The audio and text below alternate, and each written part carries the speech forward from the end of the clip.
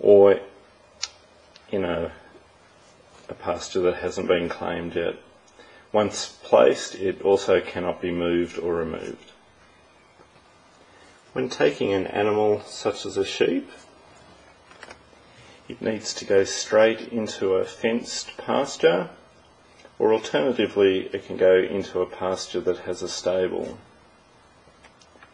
Fenced pastures can take 2 animals, a stable can take 1 animal. A stable within a fenced pasture doubles the amount, so you can have up to 4 animals in the one stabled pasture, a stabled fenced pasture. The stable within this fenced pasture allows you to have 4 animals on each pasture. You can't mix and match the animals within a pasture, so we can't have a sheep in with the wild boars, for example. Some actions that will come up on the round cards allow you to take a vegetable, cattle, wild boar and stone. The fencing round action card becomes available somewhere between round 1 and 4, and it allows you to convert wood to fence. The one larger small improvement round card also becomes available at the beginning of rounds 1 to 4. Small improvements are not relevant in the family game.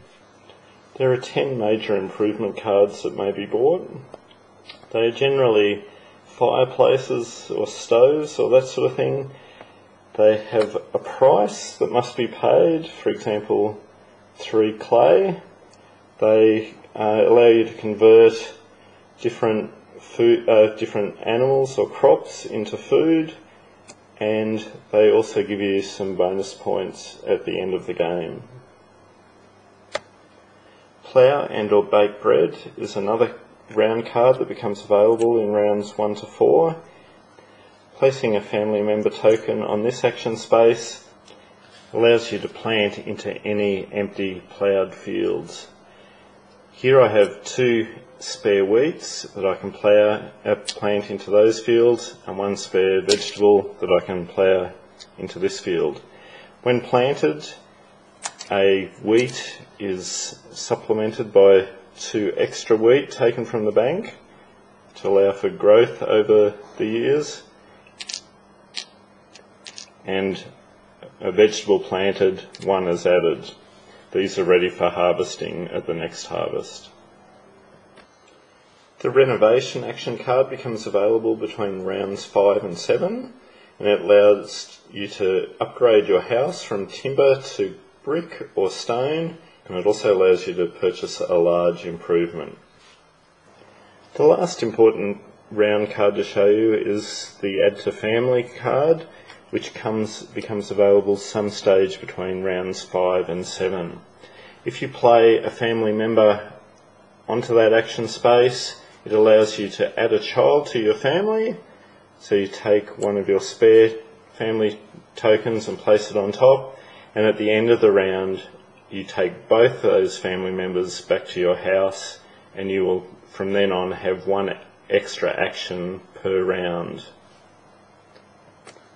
You may only choose this action if you have a spare room in your house you may only choose this action if you have extended your house and have a spare bedroom for the new child to live in.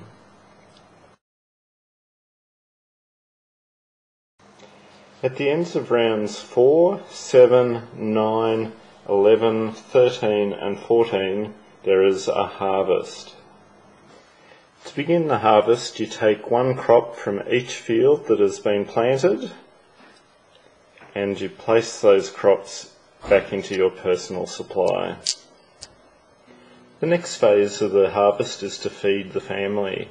Each family member eats 2 food, so I can either do that by using food tokens, or wheat and vegetables may be swapped at the rate of 1 per food token. Major improvements allow you to swap vegetables at a more favourable exchange rate, and also to slaughter any of your animals in exchange for food.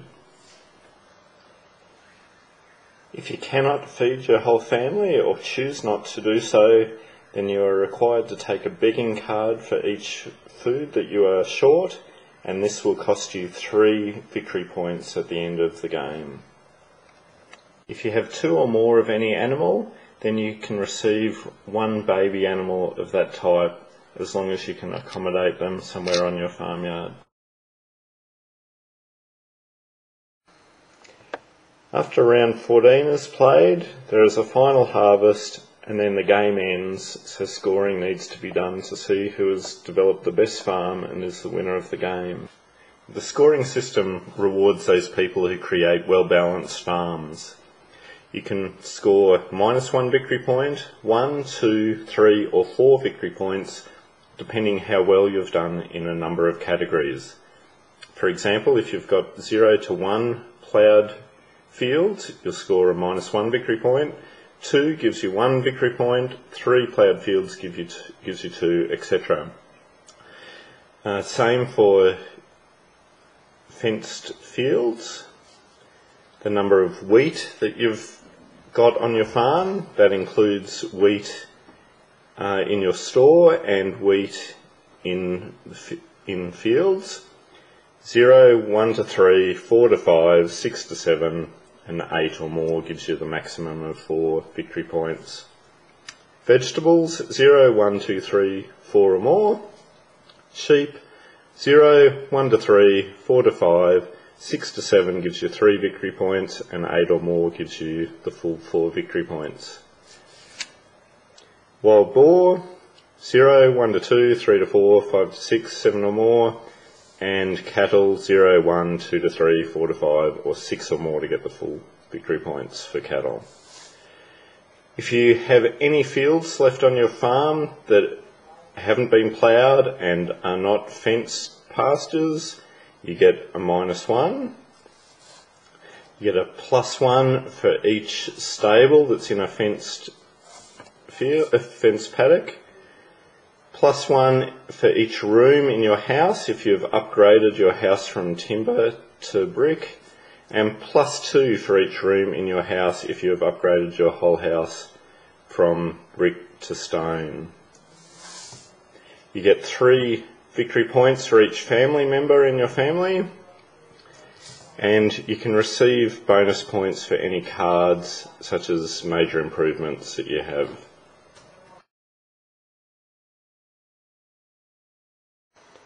The family version of Agricola is a very enjoyable game, but in addition you also get a whole set of cards that enable you to play a full version of Agricola. There are minor improvement cards and 3 decks of occupation cards. These cards add a lot of variety and replayability to Agricola, and also enable an interesting solo version to be played. Each player is dealt 7 minor improvement cards and 7 occupation cards from the decks that are chosen to be used. There's a normal deck, an interactive deck, and a complex deck of occupations.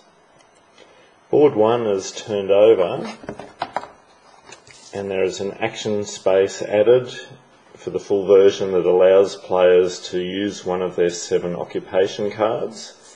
And the other change that is made is in the start player, instead of receiving food, it also allows you to use one of your 7 minor improvement cards.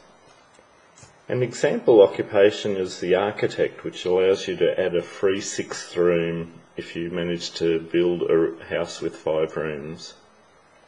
Some sample minor improvements are the axe, which costs 1 wood and 1 stone initially to build, but then enables you to add rooms to a wooden hut for just 2 wood and 2 reeds, and a fishing rod which costs 1 wood initially, but then gives you 1 extra fish or 1 extra food every time you do the fishing action, or 2 extra food from round 8 onwards.